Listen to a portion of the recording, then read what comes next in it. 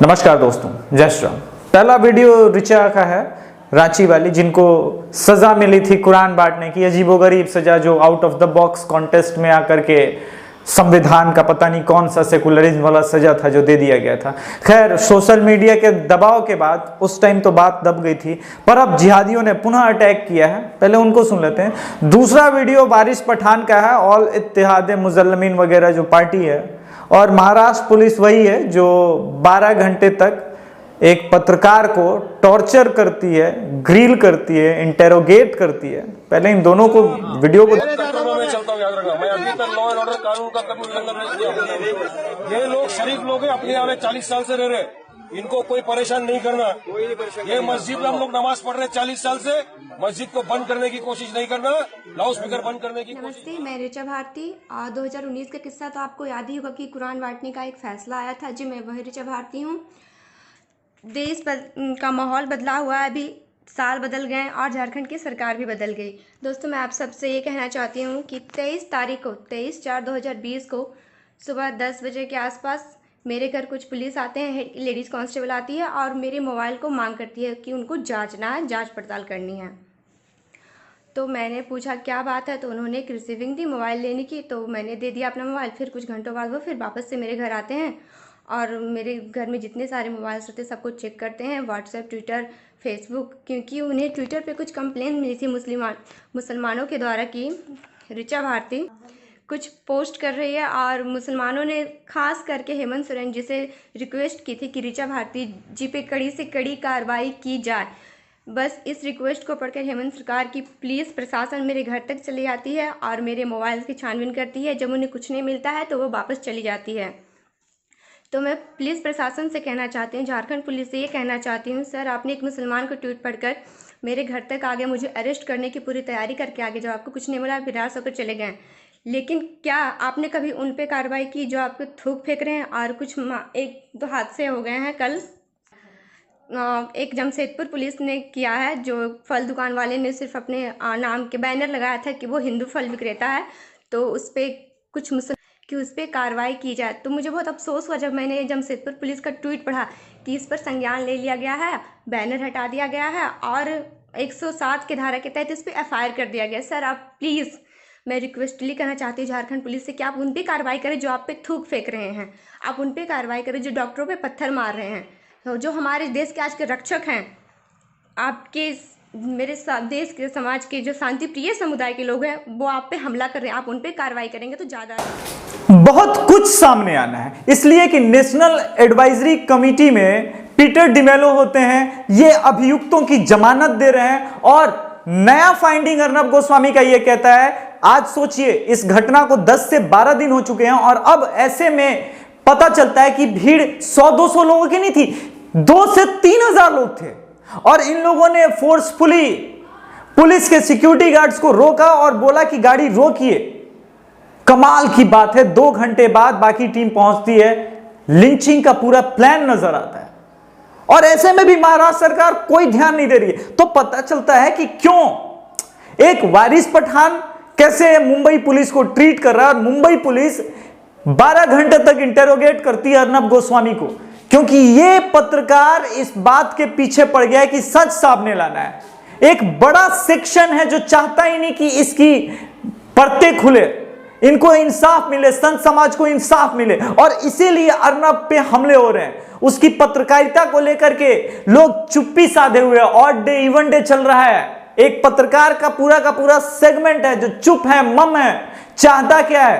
बस यही कि किसी भी तरह इस मुद्दे को दबा दिया जाए। वहीं आपको दूसरा वीडियो मैंने दिखाया था ऋचा का। सोचिए इस देश का कैसा संविधान है, जिस जज ने भी उस टाइम भी दिया था, ये कौन सा कानून था? आप उसे 6 महीना जेल रख सकते हैं, समझ में आता है। कुरान बांट देंगे 12 आदमी को। कभी आपने सुना है कि किसी जिहादी को यह सजा दी गई हो कि तुम्हें 12 लोगों को गीता बांटनी है, गीता खुद पढ़ना है और गीता पढ़ करके इसके उपदेशों के ज्ञान देना? लीपापोती में जुटी है। इसी बीच संत समाज ने पीटर डिमेलो के नाम को सामने लिया है, जिस नाम को न्यूज नेशन ने भी उठाया था। उन्होंने अभियुक्तों की जमानत ली है। निर्मम हत्या करने वाले क्रूर इंसान नहीं, हैवान ही ऐसा कर सकता है। उन हैवानों की जमानत ली है और उनका कनेक्शन निकल रहा है नेशनल एडवाइजरी कमेटी से। डेमोक्रेसी के नाम पे इस देश में और सेकुलरिज्म के नाम पे दो चीजें, एक अभिव्यक्ति की आजादी। अभिव्यक्ति की आजादी सो कॉल्ड स्पेसिफिक लोगों के लिए है इस देश में। अब मतलब वो अभिव्यक्ति की आजादी उनके लिए है, वो कोई भी नारा लगाएं, पुलिस पे पत्थर मारें, चाहे पुलिस पे थूक दें, चाहे हावड़ा का इंसिडेंट हो या मुरादाबाद हो या इंदौर हो। और बड़ी बात यह है, ये पत्रकार उनके डिफेंस में कैसे बोलेंगे, अच्छा ये पार्टिकुलर रिलीजन थोड़ी ना कर रहा, उस रिलीजन के हिस्से के कुछ लोग हैं। और ये कुछ लोग कौन है?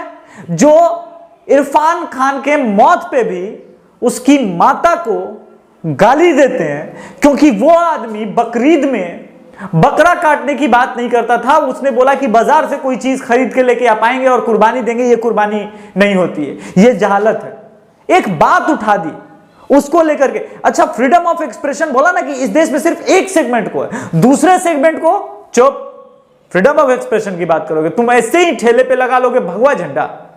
सोचिए क्या नैरेटिव बिल्ड करने की कोशिश हो रही है पूरे देश में। यानी अब आप अपनी लड़ाई खुद नहीं। इसलिए मैंने कहा कि अगली बार जब लॉकडाउन पूरी तरह से खुल जाएगा, एक संगठन के निर्माण की है। ये भीम आर्मी वाला बोलता है हम फिर से एनआरसी सीए करेंगे।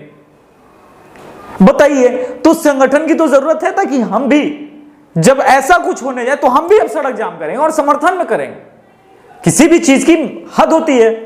डेमोक्रेसी के अंदर लिए गए फैसले जो पार्लियामेंट में लिए जाते हैं, दोनों सदनों से पास कराए जाते हैं, आप सड़क पे उत्पात करेंगे, आप सारी चीजें सड़क पे लड़ेंगे और कहेंगे कि भाई हम तो कानून की बात करते हैं, फ्रीडम ऑफ एक्सप्रेशन की बात करते हैं। तो आपका फ्रीडम ऑफ एक्सप्रेशन है और अर्नब गोस्वामी का फ्रीडम ऑफ एक्सप्रेशन नहीं है, मैं अभिषेक तिवारी का फ्रीडम ऑफ एक्सप्रेशन नहीं है।